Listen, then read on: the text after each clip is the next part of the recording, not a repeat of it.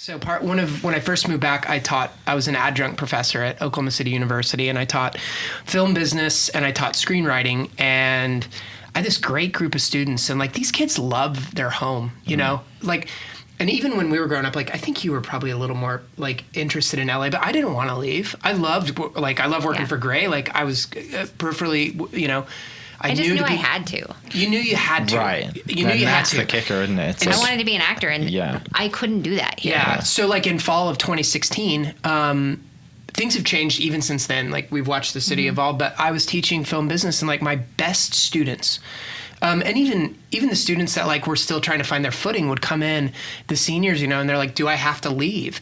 And in 2016, I was like, I cannot believe that I have to say this, but yes, like if you want to do this, probably you need to go. And I think consistently, if you want to do this consistently, that's exactly right. If you want to do it, if you want to make a living doing it, like you can work on films here.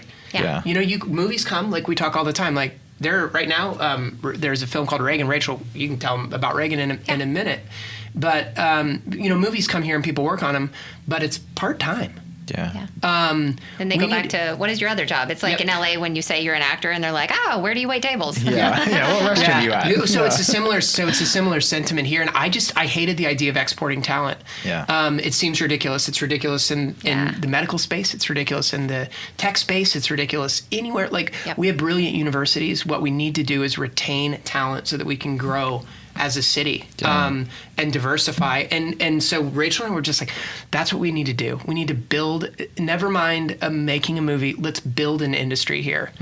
Let's keep these kids working. And like also let's bring people back, you know? And I found that, I mean, in my first year here, something that really hit me hard was all the layoffs from oil and gas. You know, I'm an oil and gas family. My dad's in the Pipeline Hall of Fame. Like this is what I grew up in, and watching this sheer amount of layoffs where families were out of work. And I kept watching that, knowing what it is that we were trying to create. And it's like, well, we have a pivot industry. We have an opportunity to literally take these people and say, look, you have a skill set. We're just going to shift it into a different vertical. What you do is already qualified to work in this business, and we're going to show you how. And it became about something so much bigger than my acting career and Matt's screenwriting career. It came about an opportunity to do something really incredible for the community and to give back to the community. And I think that's what we're most passionate about, is how do you stand up an industry here where everybody benefits from it? Right. Yeah. With creativity at the center. So people think about the film industry and they think writers and directors and actors, which is correct. Those are exciting parts of it. That's what we see on screen. But what you don't realize is like, what is underneath that? And it's very much, that's the tip of the iceberg. You know, you're looking at hundreds of people, like careers that span from electricians, and painters and accountants and carpenters. And also, you got to feed those people. You got to feed those people. Yeah. Because the sets are mobile, right? And there's got to be a tent company that puts the tent over the catering. So it just, the impact is just immense. If you look at Pawhuska, Oklahoma too, from a tourism perspective, you know, like, again, I've said tourism is my other passion. And one of the things that has floored me and really inspired me is the story of Pawhuska, which, Scorsese is going to be up there doing a movie in February, but as most people know, like that started with Reed Drummond, but in 2017, that was a ghost town.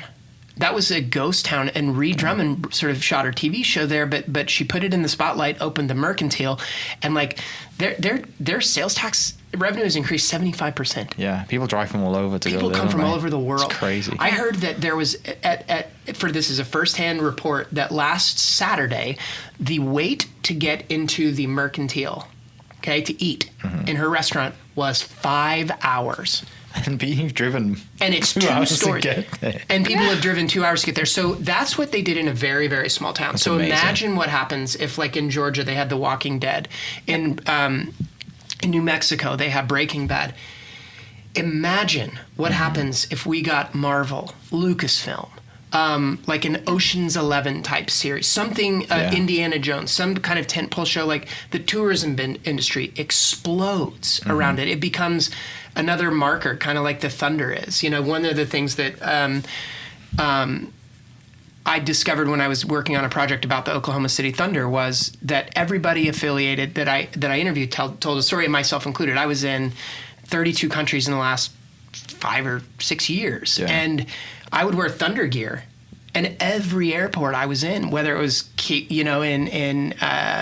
in Uganda or it was in Croatia or it was in Shanghai, if you wear a Thunder hat, which I usually do, people come up to you and go, Thunder, they know it. Yeah. So what we want to do is we want to also be that. We want people to turn on their TV and they go, that's an Oklahoma movie. And that has enormous value. So it's jobs, definitely. It's tourism, it's how our state is presented, how our city is presented. It touches so many people. Yeah. And that is what excites me about this. Well, and if you think about, so the lost opportunities that Oklahoma's had. So the Watchmen series was just nominated for Emmys. It won Best Drama of the Year.